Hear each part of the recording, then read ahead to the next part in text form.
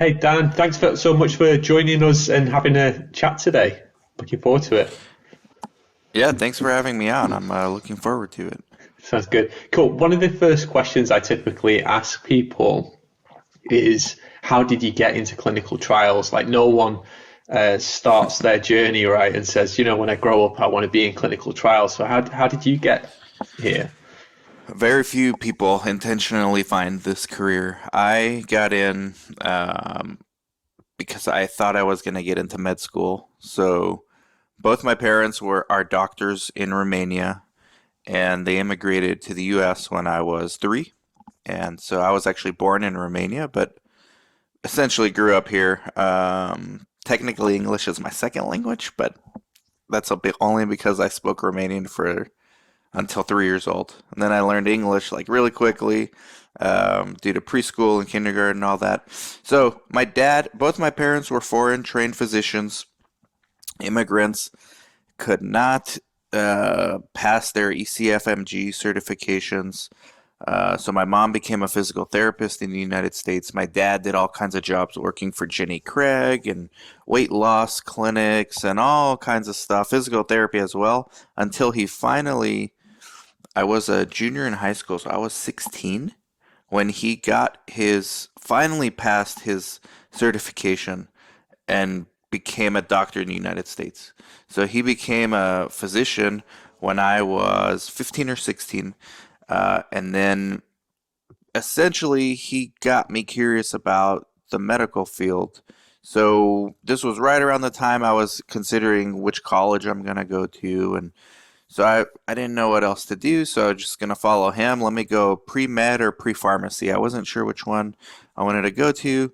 Whichever one was easier, what I was gonna choose. So initially it was pre-pharmacy, but later I changed it to pre-med. The undergrad majors are the same, so it's like wasn't a huge decision really.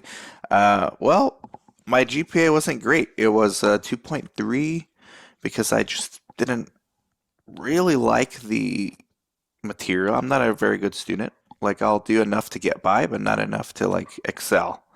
And uh, a lot of it's due to just I wasn't interested at the time. I had a bunch of different interests ranging from business. Looking back, I had like natural inclinations for entrepreneurship. I just didn't realize it. Which now it's perfect because I'm kind of doing both, like in the crosshairs of science and business. So, because of the low GPA when I graduated, my dad said, "You know what? Your only chance of med school is if you if you have something different on your resume." Uh, and he, at the time, just partnered with a group to do clinical research. This thing called clinical research, and he was one of the investigators. So he kind of told me, "Hey," he didn't tell it to me like for a career because it was new to him as well. He just thought, look, this guy, my kid's like, not getting good grades. This is like his only chance to get into med school or pharmacy school is to like do something different. So the idea was for me to intern there for like 6 months and then apply to med school again. Um, well, the group he partnered with turned out to not know what they were doing, which is now I see not uncommon at all in research site owners. And the one of the administrators was basically stealing money from the other 4 doctors. Wow. So there was like a full staff. There was like 4 coordinators, I think 4 or 5 investigators, this administrator, and then I was the intern. So it was like a smaller private practice slash research site, psychiatry. And like on my second week, it was very quickly, my second week of working there, um, all the staff just left. They were like dejected, and the coordinators I've just been spending the last 2 weeks with were, yeah, we're out of here. Good luck.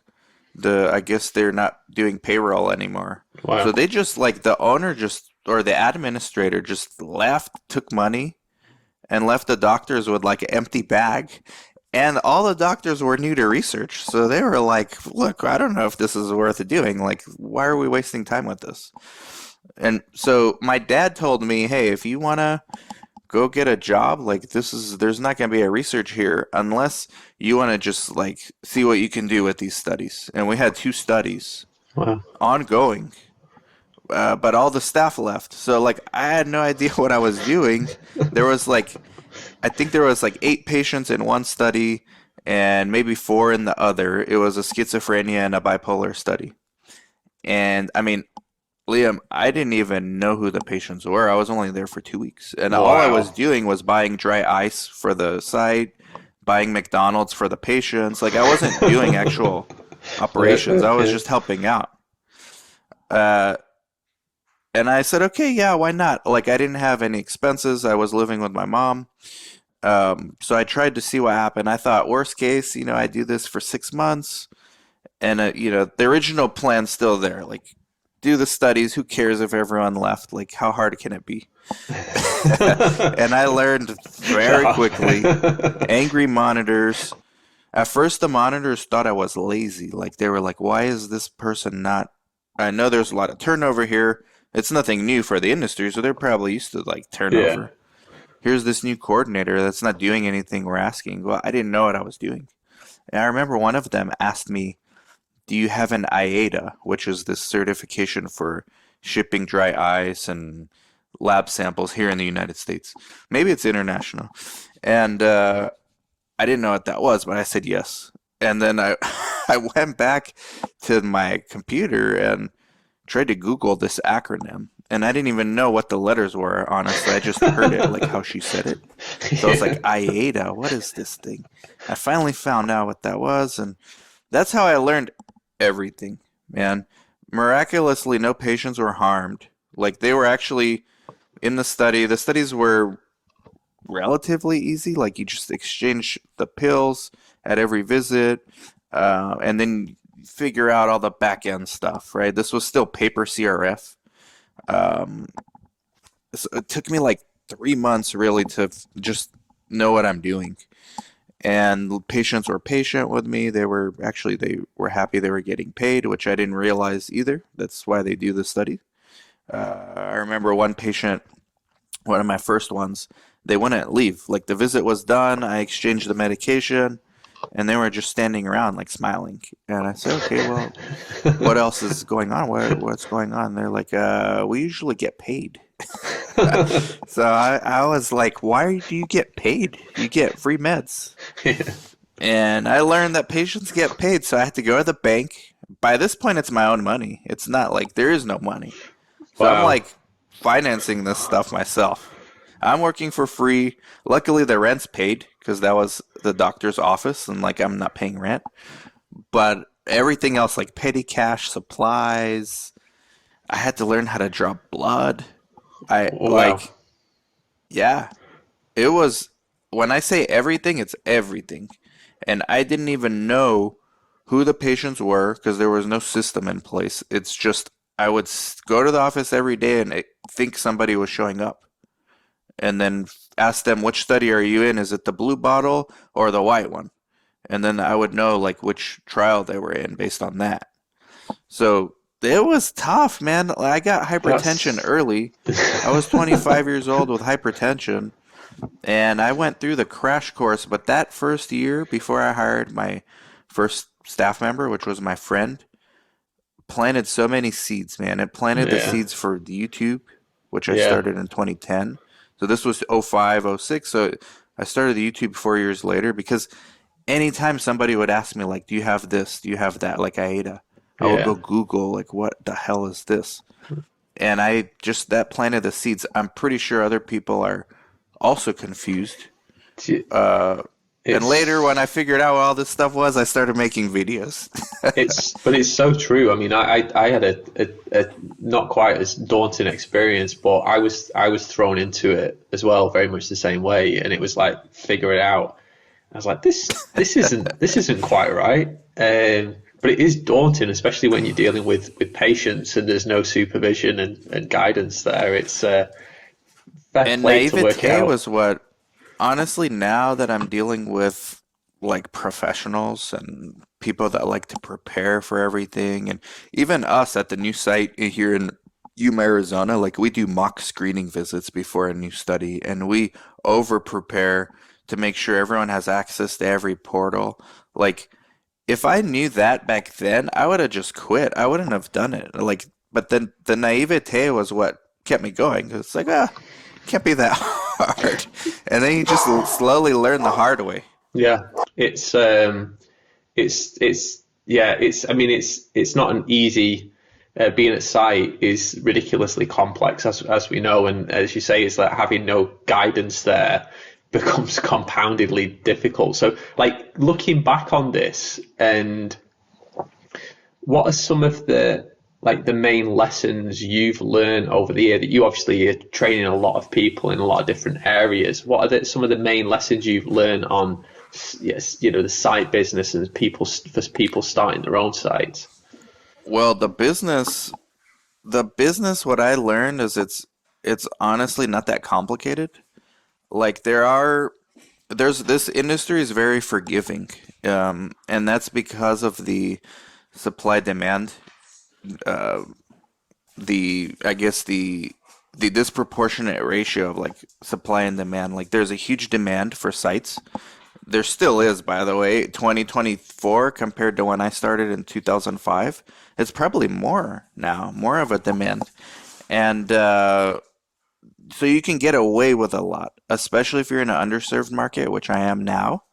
My previous site was in the Los Angeles metro area, so the supply and demand was not in my favor there, but industry wide it was. But the sponsors are always geographically picky, and so it's so much easier even now, like in an underserved community, like where I'm located. But that's one of the biggest things I learned is if you can build the system, you it's actually very forgiving, and that's one of the really good things about this industry that's in our favor, whether you're a business owner or a employee. Like if you're gonna make mistakes. In other industries, you make a mistake once, you're done, like forever. In this one, it's very forgiving, out of necessity. Like I don't think the pharma prefer that, like, but they have no choice. And that's one of the biggest things I learned. And also, the principles haven't changed. Like since 2005 till now, it's basically the same thing. I used to do flow charts. I used to break down a protocol into visits and then what you do at each visit, like very practical. I read this book called The E-Myth, which is, I don't know if you're familiar, but Great book, great book. yeah, the guy breaks, and this was at that time too when I was hired my first employee. I read that book, and Yeah. I learned that concept immediately. Like you work on the business, not in the business. So I broke down like every visit, like in great detail. Like this is what you do when they first come in. If they don't do this, you do this. If they do that, you go down. And I had this crazy flow chart on my wall in the office. And that was just for the screening and baseline. Because if you do those visits, you can do all of them. And we're doing the same things today. Like, 18 years later, now my staff's doing the same thing. I say, make a cheat sheet for the new staff. How do we do exactly what link do you go to, then what, in what order? It's the same thing, man. It's like nothing's changed, just like almost 2 decades later. It's wild, isn't it? I think I read one of your posts about that same thing. It's like, time moves on, but everything stays the same. Have you noticed any impact around things like DCT and how that is impacting your operations? No, what I've noticed, and I don't even know what that means, DCT, honestly. I tried. I stopped trying to figure it out. I just see it as technology. And Hmm. technology definitely helps. Like, I'm very pro tech, despite what my memes might say and some of my colleagues' memes, which are quite frankly way worse than mine. Uh, Tech is tech, whether you want to call that DCT or whatever you want to call it. It's just efficient. It's trying to improve efficiency, and it's also trying to improve access for patients. So I'm all for it. Where I fight against is the implementation of like forcing it down into sites. I think the good sites are going to adopt these things anyways for themselves. So we use Creo, we use eSource now, eReg at our site, right? We're going to enter a phase. This is a really interesting thing for me where sites are going to start receiving passively patient leads. Passively. And like that's already happening. Sites are going to start getting patients scheduled passively. Like this is the first time that's probably ever been possible, and I'm seeing that already happening where like these vendors, they've already mastered how to get the leads. Now they're mastering how to pre-qualify the leads. The next step is integrating them directly into your calendar. So as a CRC, you just say yes or no, this day is open for this study, and you're going to have a patient there. And we're basically almost there. Right. And that's, to me, that's incredible. Um, because that's the hardest part of this industry. I mean, every study is behind on enrollment, right? Like, Mm, what's the stat? Something like 90%, something yeah. ridiculous like that. So that's changing. But then, is quality going to improve, or the ClinOps side? But I do see a lot of positive momentum, but it doesn't come from buzzwords. It comes from making life easier for sites, and I do see that as a positive change going forward. Yeah, I mean it's ultimately right. Those patients and the people that are processing the patients, that it's human, and we've got to consider these human factors in whatever design that we're putting forward. I'd love to hear a bit more about this passive, like accessing patients passively, and what you found in your experience of that. I think a lot of things. So patient recruitment is one aspect.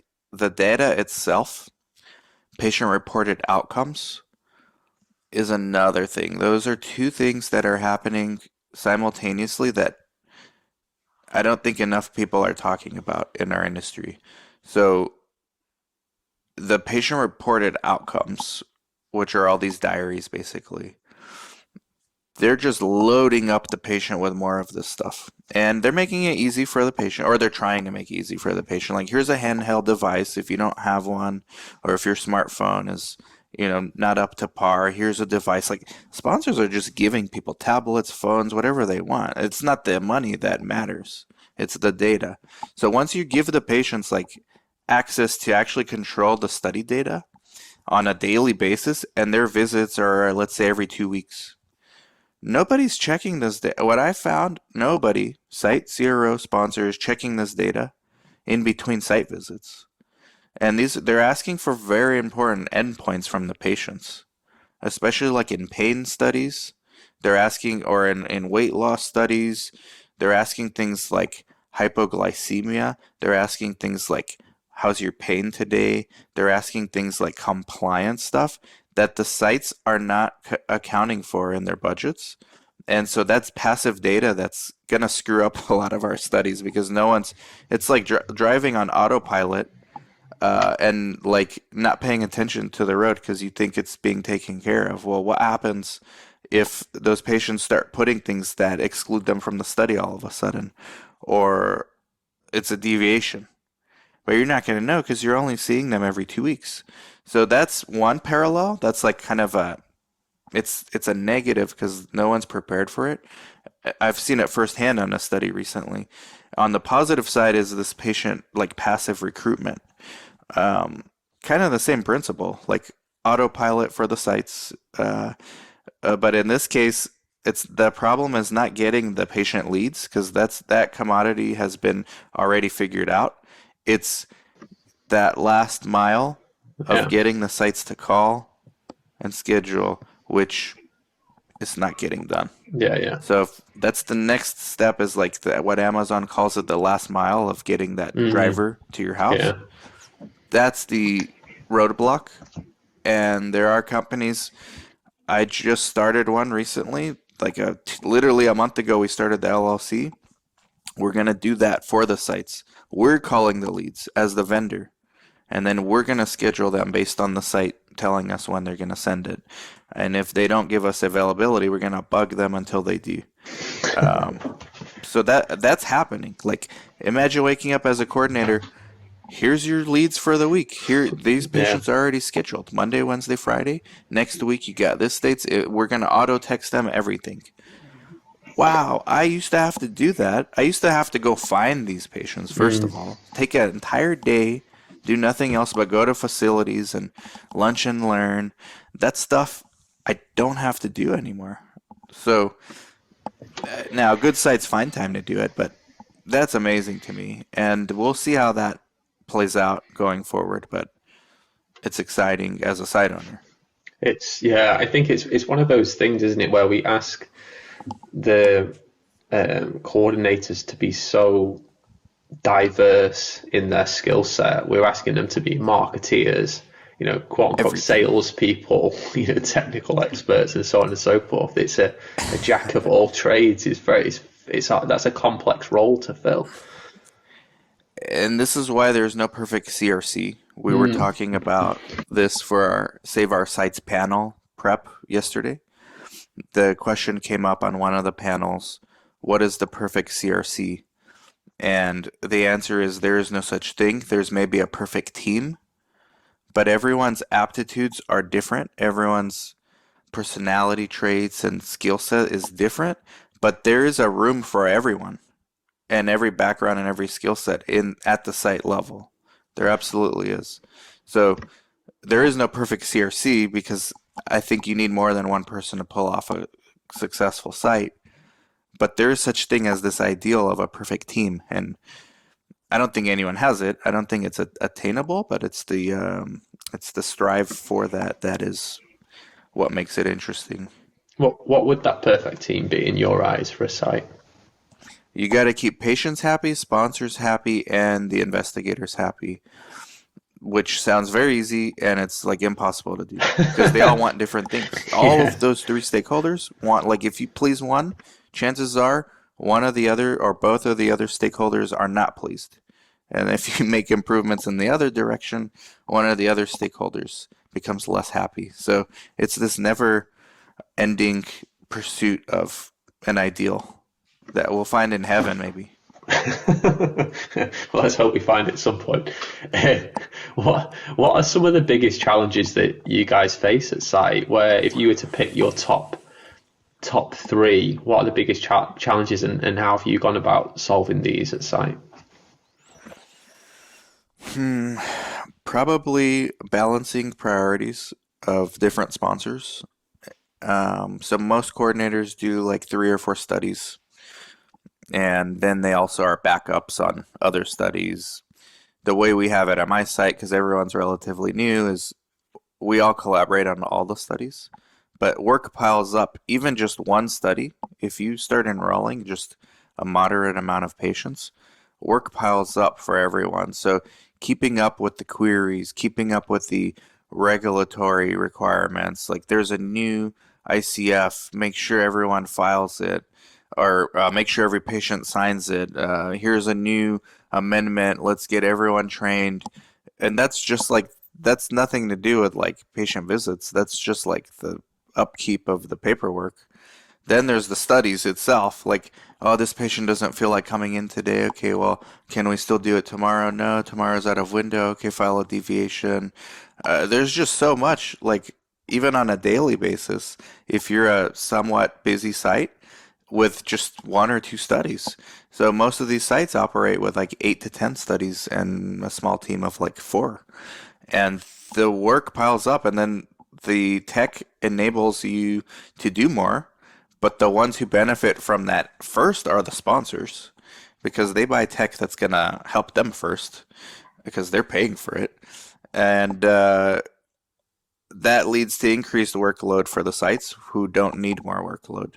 Luckily, we're starting to see solutions that are making life better for sites. I think eSource, if programmed the right way, is a potential game changer. eReg, eReg is exciting, but not to me, honestly, not as exciting as eSource. But I do think that everything's going to be digital eventually, so there's going to be some efficiencies there. But I think it's just that, like balancing the priorities, and then, like I said, you get 3 main stakeholders, right? Sponsors, patients, and investigators. And if you're going out of your way to make one of them happy, chances are the other ones are missing something. It's like um, it's very difficult to juggle, and that's if you have like motivated staff and like I'm the site owner and I deal with this. So imagine if there was someone less motivated than me as like a manager. They're just trying to get the day done and go home, right? And so this stuff gets pushed off till tomorrow, and then tomorrow other stuff happens, and then it becomes a week. Then it becomes an open action item. Like, hey, a month has gone by. Now the CRA comes again, and there's like 30 other things too. So, and then the site Snowball. gets more studies because Yeah. of companies like Inato that are making it easier to get studies, and it just snowballs, and there's not enough staff to keep up with this. And then the sites have to train new staff, but then that takes time, and it takes some foresight to be able to defer profits in order to train someone now. And a lot of sites don't do that. It's a mess, man. It's a mess. I think other industries are similar, but I don't know because it's the only one I've been in. How do you find, you mentioned something before around the ePro and not checking that data, right, and not being paid to check that data. How do you guys find the budget and contract process with the sponsors and the line items which you perhaps should be paid for that you're not? And that's those kind of passive things like ePro. They bill it, they put in the line item if you're lucky enough. If you ask for a line item, a lot of these sponsors will just give you here's visit one, what you get paid, here's visit two. Then you have to go deconstruct the protocol and break it down and say, hey, you shorted us like almost double what like it cost us. So, but let's say you do get to that point where there is a ePro line item. That ePro line item is only paid for every visit. But what we're doing with this stuff is we're putting the data in the patient's homes. No one's getting paid for that data that the patient is putting in between visits. We only get paid for the visits. So now we need to have like another line item, ePro QA or something, where somebody's like looking every day because the coordinator can log in every day and see what the patients are inputting. But who's doing that when you have another patient visit in-house that day? Why would you look? This visit happened yesterday. Why am I going to log into my portal to see what this patient's doing today when he's at home when this other one's here today and I have to deal with them?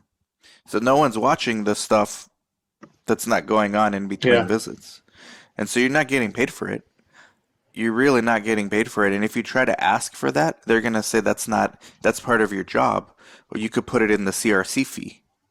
But then the CRC fee gets watered down because the CRC is doing everything. Mm. So you can't pay for everything from $1. Like you have $1, you go to the store, like you have a limited thing of the limited selection of what you can buy. Why do you think the problem is in that process of that feedback around payments and the budget? Because often I think is we see that sites are not getting paid early for Because their, yeah, go for it. this particular example of ePro is so new that sites just deal with it and haven't really, some of them probably have figured it out that they could even ask for it. And because not enough sites are asking for it, sponsors don't have it as their status quo. And the sponsors, when something's a status quo, like informed consent fee, right? Every study has this. It's status quo. But that's because it's an established assessment that's been around forever. ePro maintenance is not even a thing yet. Like it's this arbitrary, like that's the site's responsibility. Yeah. And I work with like some startup CROs. I'm an advisor to some tech companies also. So I step away from my site side and put on the hat of CRO consultant, tech vendor consultant. And I listen to the way these people talk about these problems. It's so far removed from the site. Like they're literally they even said this verbatim. That's for the site to deal with. Yeah. So the more of this tech DCT stuff, push it on the site. Let them do it. And then everything is let them do it. Yeah. CRO can hire someone to look at the ePros, at least send alerts when Yeah. something's like off. But no Mm. one's doing that. Nobody's doing that, and nobody knows whose responsibility that is, and the sponsors just say it's on the site. Yeah, it's always blown my mind how things like the time to operate a well performing or high performing site. This, as you mentioned before, is that there's a lot of prep time that happens before that, and that because you want to be out the gate quick, right? And the reality is you want to be looking at it through your patients and so on and so forth, and getting all that organized. Do you find that you're able to get paid for those activities, or are they lost? They're not seen as part of the study. Yeah, if you're good at negotiating the budget, which we are with Chris Sauber does it. He's and we do it for sites across the country on our subscription service. Like you gotta get that good budget negotiated. We get it. We try to get a very healthy startup fee, and that will include things like pharmacy setup fee, which is there's no pharmacist, but it's getting the IRT, making sure the temp logs are in order, filing the all the papers. Like so you can bill around these ideas, but ultimately if you push too hard, what the pushback from the sponsor is this is just the site's cost of doing business. And that's fair, but the cost of doing business is going up with all this stuff they're piling on. And so they are like the savvy sites are getting the budget. There's a Liam, there is a if you saw the gap on just your average phase 3 study, average international multi-site phase 3 study, what the like if you had like a bell curve, what the top sites are getting versus what the ones that just accept whatever they're given budget are getting, you could put like 3 other study budgets in that range. Like Well, it's that different. There's like 4x of a difference from the top paying sites, paid sites to the bottom. For like one site could be getting like 1,000 a visit, another site can be getting 4,000 for the same visit. It's unbelievable. And the what's sponsors know this, and so they look at it with averages. Like, well, as long as everyone's around 2,200 a visit, it's good. what's the difference between? Do you think between those like if you were a bottom site, like what are the few things that you can turn the handle on to get to that top site? It's just experience because they don't know. Those are usually the newer sites. They're just happy to get a study. And the investigators like, oh, don't push too bad. Let's just get this study. And so if that site stays in business long enough, they're going to learn that they're leaving a lot on the table, and they're going to learn all this stuff, in between the lines of like the unspoken things that you still have to do that you're not getting paid for. So it's just natural progression. I think I was like that when I started. Like I just took whatever budget. I thought I was cool. Like I got a budget. I would increase everything by 10% and send it back and like cross my fingers. And like they would accept it. I'm like, cool. The next time I tried like 20 Yeah. and then I tried like 30. Now we're almost doubling, if not like tripling the initial budget, but it's like line by line, justification. You have to like speak the lingo too. And a lot of it really is BS, but that's the game that we have to play. Yeah. What like would you recommend it to people that are like interested in starting their own sites? Like it's obviously a tough gig. Like Yeah, what are your thoughts on that? I do, but it's because I have never done anything else Hmm. besides podcast and side businesses like related to research. But I'm sure there's easier businesses. I'm sure there's businesses with even less competition, but this one's pretty good on that spectrum of like unique enough to where it's niche. Like you're not really competing unless you're in Miami or LA. Yeah. So yes, but the the caveat is like if you know what you're doing, right? That's a big if. For the people that know what they're doing, you're not going to get paid for at least 2 years. And that's if you know what you're doing. If you don't know what you're doing, it might be 2 years, or it might, if you get lucky, or it might be never. Like, you might just lose money doing this. So be prepared for like 2 years of just no income, but working. And you don't have to hire someone. You can do the work yourself for free, like I did. And afterwards, it does snowball. Like, once you get on the map, especially of the big pharma, and you get into a portal like SIP, Shared Investigator Portal, that all the big pharma share. Like, once you get invited to that thing, you're getting studies. Like, just they're just sending you stuff.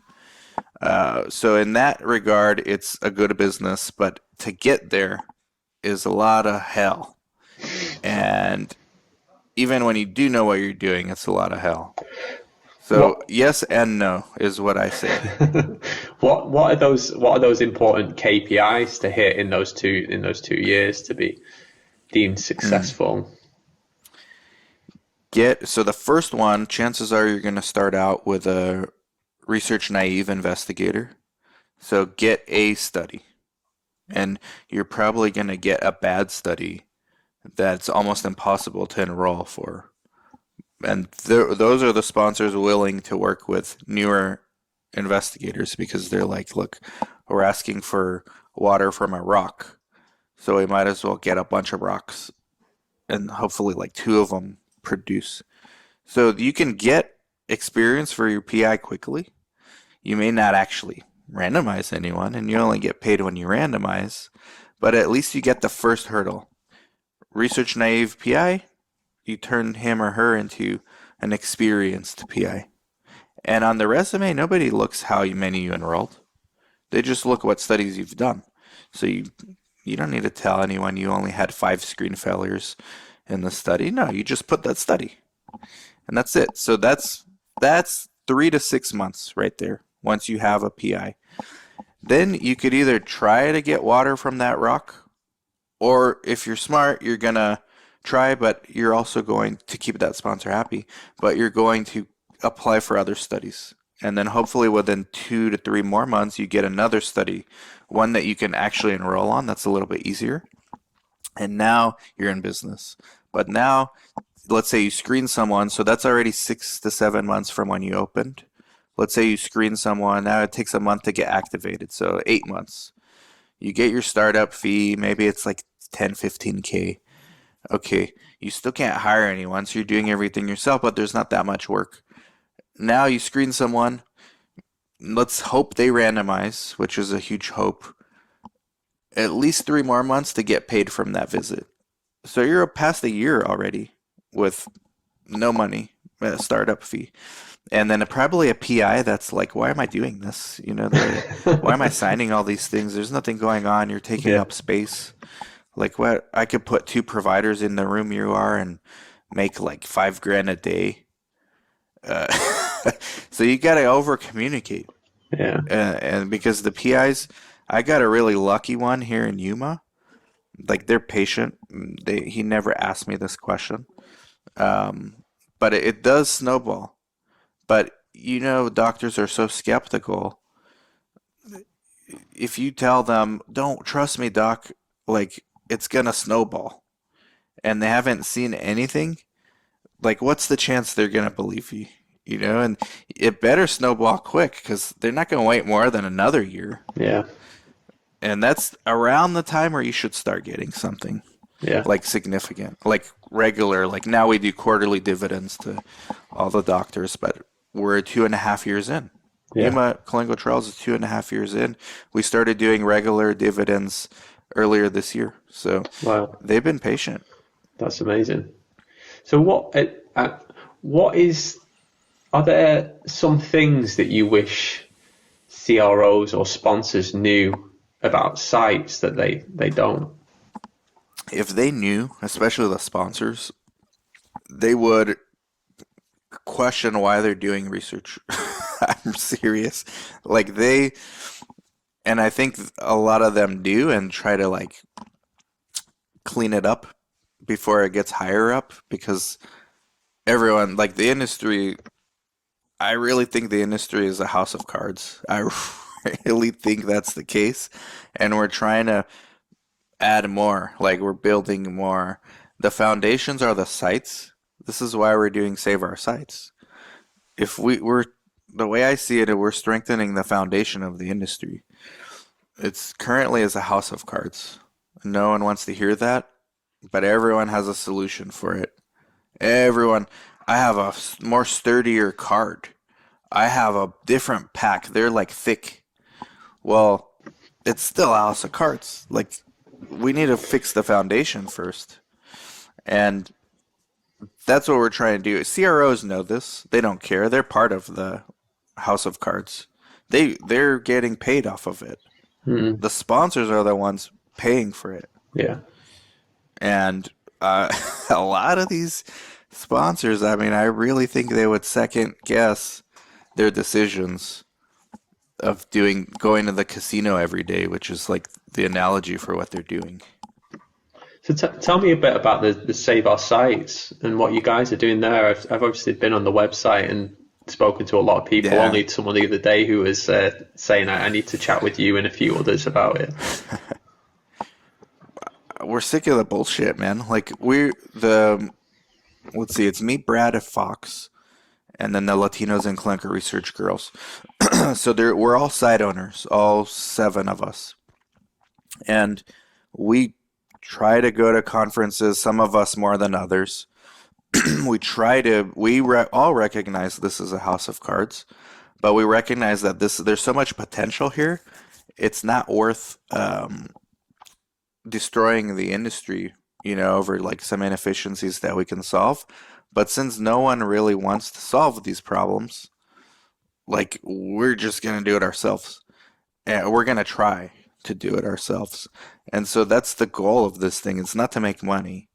All these other site-focused conferences are money grabs. Like they might have started with good intentions, but when venture capital comes in, let me tell you, you guys need to watch the movie Wall Street. All right? There is no good intentions. It's money grab. Get. Let's play musical chairs and dance as much long as we can. And who cares who's left without a seat, as long as it's not us. That's the philosophy of these site-focused groups, and that's not ours. And I think we don't need a middleman to help us pull off a conference, and we don't need investors. It's actually, if you break it down, like I broke down those protocols in my early days, you can get very granular with let's pull off a conference, a one-day event. In the future, we can make it 2 or 3. And what do we need? This is what we need. What are the topics? What are like the no bullshit things that people need to walk away with? And oh, by the way, we found we can do it 10 times less than the average cost of a conference. Like, why? Because we're not doing this to make money. We're really not. And the irony is, if we're successful, we're going to make money off of it because that's the nature of capital markets. So So it's what never been done before. it's no, I love the first principle thinking. I think that's really important. So what are some of the things? Last question, I guess.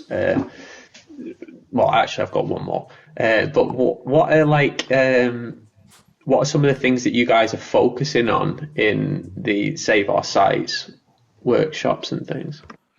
We have 6 panels throughout the day. Then there's breakout groups. We're still formalizing how that's actually going to work given the short amount of time. But we have 6 panels. I didn't memorize them all, but I'm on 2. I'm on networking in the industry, so building relationships in the industry, and I'm on training new staff, like identifying potential staff and training them. So I'm on those 2 panels, Awesome. and it's very actionable advice. Like like the training, onboarding new staff, we break it down into how do we write our job ad? What are some things that worked? What sites do you post it on? What raw ingredients do you look for in a candidate?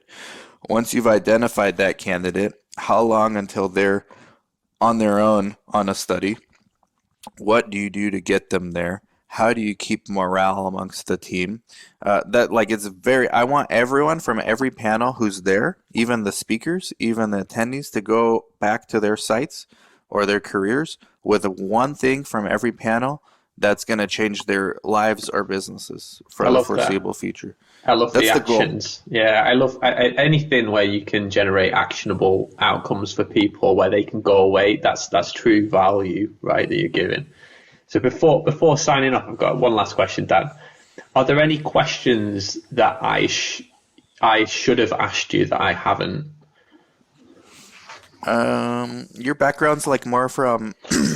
I looked at your LinkedIn, but like your background's from like a consultant, right, for So biotechs. yeah, no, so yeah, so my background actually is somewhat similar to I started life as a professional footballer and then stumbled into sites and then grew a Okay. site management business and then went and grew a site and a CRO business and then for the last 5 years or so I've been working in the clinical trial tech Ah, space okay, okay. and So you working know. with. So do you agree with what I said that the industry is a house of cards? I think that from a first principles perspective is that I look at these and that's why it was interesting to hear that is that you've ultimately when we boil it down to first principles, the only things that really matter in research are the people.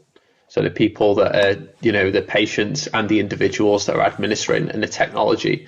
And that technology can be a drug or it can be something that we use to analyze, blood pressure, monitor to a CR, a MRI, and so on and so forth.